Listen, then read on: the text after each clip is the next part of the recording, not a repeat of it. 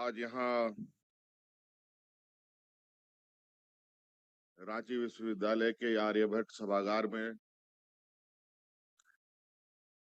कौशल विकास विभाग के अंतर्गत झारखंड कौशल विकास मिशन सोसाइटी के द्वारा आयोजित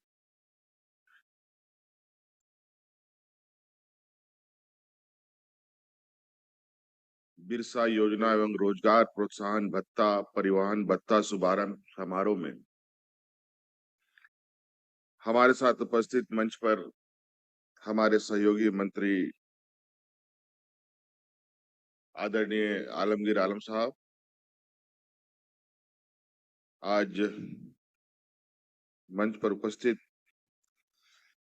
श्रम विभाग मंत्री भाई सत्यानंद भोक्ता जी, उपस्थित विभाग के सचिव राजेश कुमार शर्मा जी, श्रम आयुक्त संजीव बेसरा जी, अपर सचिव अमित प्रकाश जी, अपर सचिव श्रम रोजगार विभाग पवन कुमार जी, उपस्थित सभी पदाधिकारीगण और विशेषकर आज इस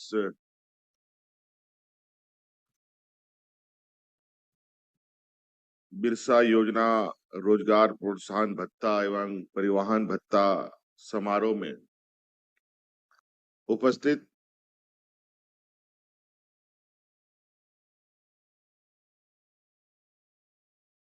सभी छात्र छात्राएं और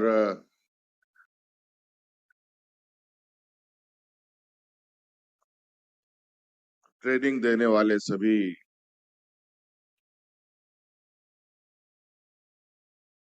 सदस्यगण, आप सभी का आज इस समारोह में उपस्थित होने के लिए मैं आप सबका हार्दिक अभिनंदन करते हुए अपनी ओर से जोहार करता हूं। आपने आज के इस कार्यक्रम का लगभग पूरा विवरणी कुछ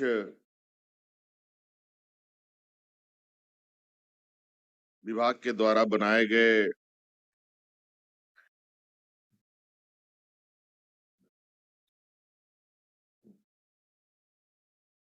विज्ञापन सामग्री के माध्यम से देखा और कई बातें मंच से भी आपने सुना।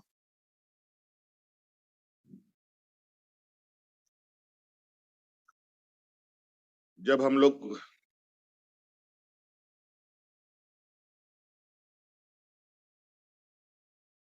चुनाव लड़ रहे थे उस समय हमने ये वादा किया था कि राज्य के नौजवानों को हुनरमंद और बेरोजगारी भत्ता सरकार देगी।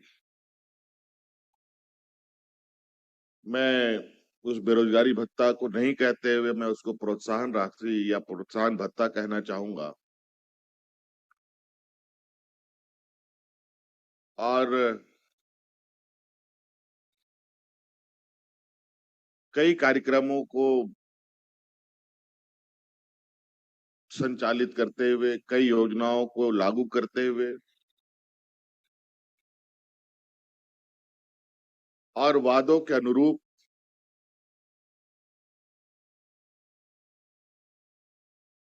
सरकार के कार्यों को आगे बढ़ाते हुए और सरकार के उन्हीं में से एक वादा आज फिर से ये हम लोग पूरा करने जा रहे हैं, जहां पर हम लोग बड़े पैमाने पर हमारे पढ़े लिखे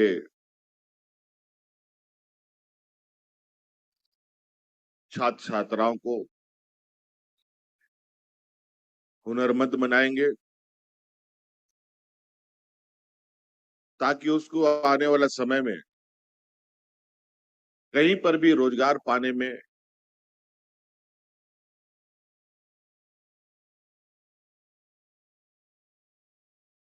ये ट्रेनिंग उनके लिए एक मील का पत्थर साबित हुई। यूं तो सरकार शिक्षित को भी ट्रेनिंग दे रही है, जो कम पढ़े लिखे लोग हैं उनको भी ट्रेनिंग दे रही है, जो नहीं पढ़े लिखे हैं उनको भी ट्रेनिंग दी जा रही है। आज कई विभागों के माध्यम से हम लोग ऐसे कार्यक्रमों को चला रहे हैं। कल्याण विभाग के माध्यम से भी कई संस्थाओं में बड़े पैमाने पर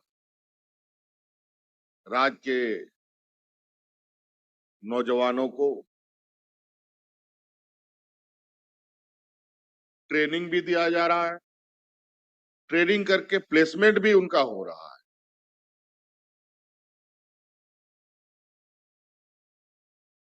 हमने तो लगभग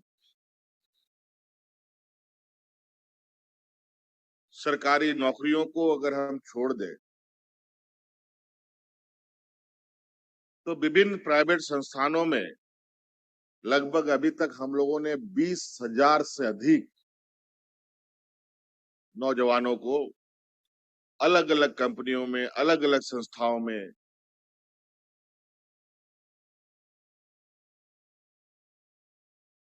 रोजगार के लिए पहुंचने का मार्ग प्रशस्त किया।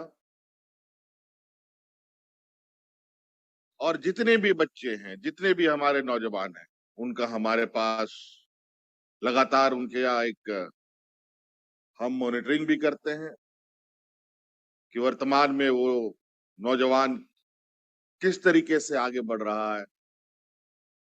और बहुत खुशी होती है जब कोई भी नौजवान अपने पैरों पर खड़ा होता है, अपने घर में कमाया हुआ पैसा भेजता है, तो आप अंदाजा लगा सकते हैं कि उनके परिवार में कितनी खुशियां होती होंगी।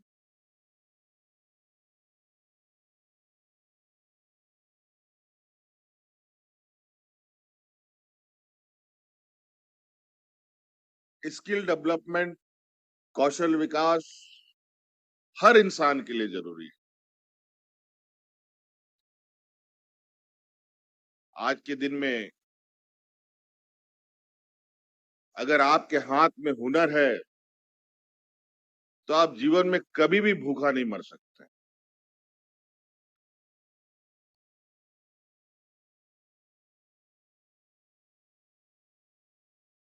और आज के दिन में जिस तरीके से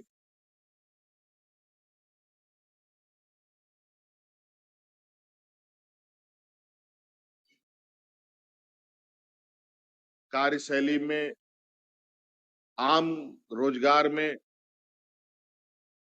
घरेलू कार्यों में, उद्योगों में कार्य करने की जो पद्धति बदल रही है, अगर लोग हुनरमंद नहीं है, स्किल्ड नहीं, ट्रेंड नहीं है,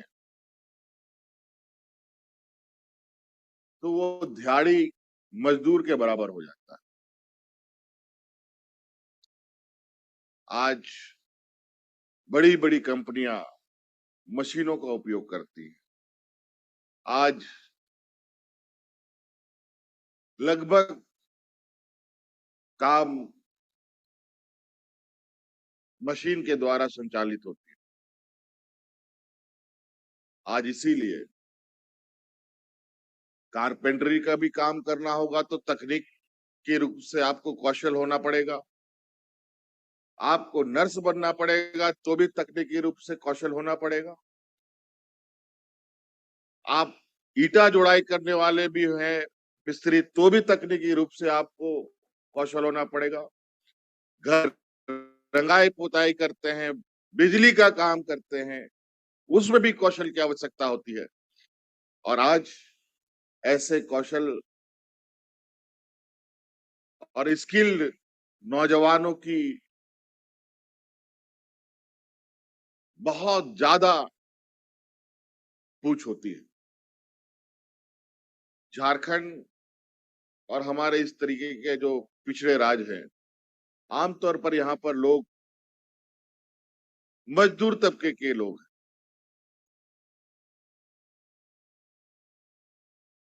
धीरे धीरे सभी कार्य अब मशीन उन कामों को करना प्रारंभ कर दिया। अगर आज हमारे नौजवान या मजदूर भी स्किल्ड नहीं होंगे तो उनको बाजार में नौकरियां भी, कोई रोजगार भी नहीं मिलेगा। आज इसीलिए शिक्षा के साथ साथ हुनरमंद भी होना एक मास्टर डिग्री के बराबर है।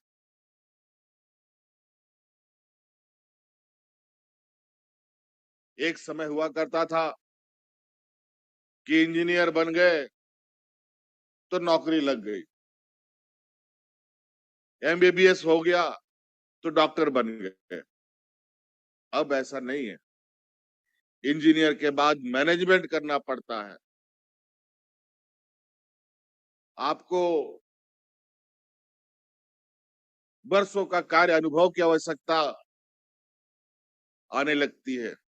कहीं आप नौकरी की तलाश में जाते हैं।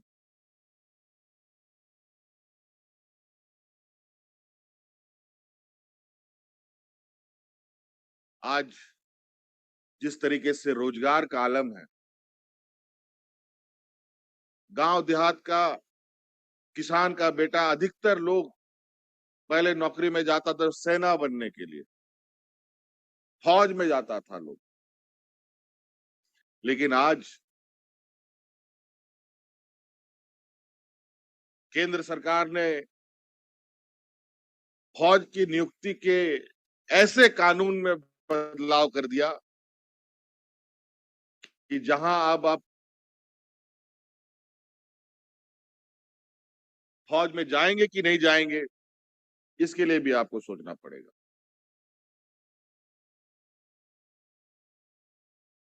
फिर उसके बाद गांव देहात के जो थोड़े बहुत लोग पढ़ लेते थे,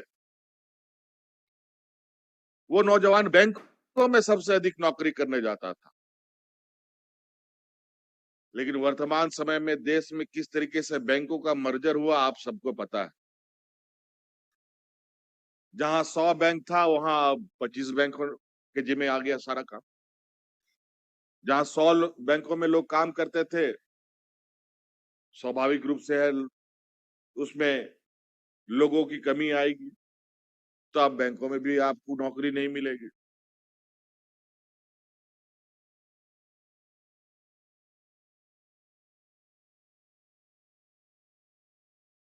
उसके बाद थोड़ा और भी पढ़ लिया, कुछ टेक्निकल, कुछ थोड़ा सब मिला जुला के ग्रेजुएट वगैरह कर लिया, तो हमारा गांव देहात का नौजवान रेलवे में नौकरी करने जाता था। लेकिन आज जिस तरीके से रेलवे में नौकरियों की हालात है, रेल भी सारे प्राइवेटाइज हो गए हैं। सारे लगभग धीरे धीरे जो रेलवे स्टेशन है वो भी बिक रहे हैं, वो भी प्राइवेटाइजेशन की ओर जा रहा है। तो अब तो सरकारी नौकरी जो बड़े पैमाने पे हुआ करता था पहले, वो लगभग मोटा मोटी बंद।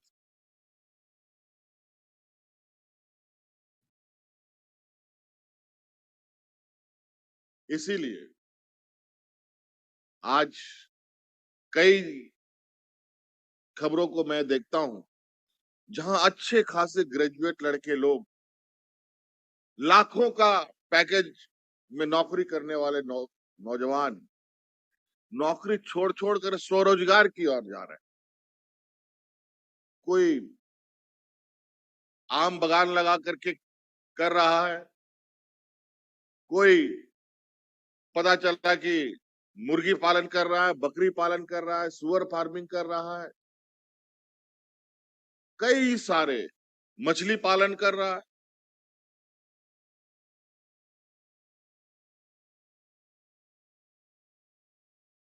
अपने साथ साथ एक दर्जन आधा दर्जन लोगों को भी जोड़ रखा है।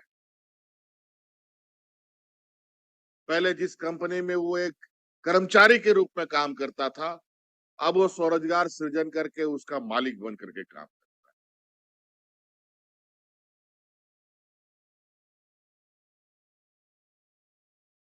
तो सरकार इस दिशा में भी कई योजनाएं आपके समक्ष रखी है, जिससे आप अपनी आमदनी को कई गुना बढ़ा सकते हैं। इसके लिए हुनरमंद जो काम आपको करना है और वो आपको नहीं आता है, तो उसको सीखने के लिए भी सेंटर आज हम लोगों ने आप ही के प्रखंड के स्तर पे खोलने का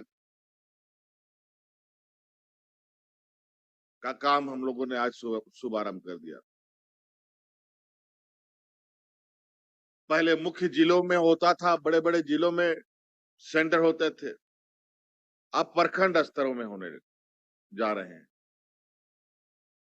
और आपके सहूलियत के लिए, ताकि आप निश्चित रूप से ट्रेनिंग लें, और चूंकि इस राज्य में गरीबी भी बहुत अधिक है, तो सरकार ने आपके लिए आने जाने के लिए परिवहन प्रोत्साहन भत्ता भी देने का निर्णय लिया।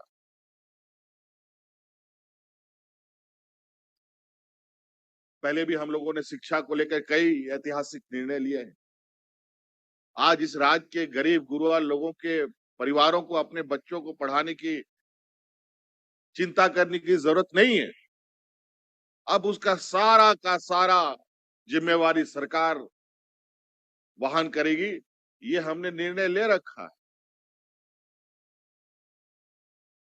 आमतौर पर गांव देहात में विशेषकर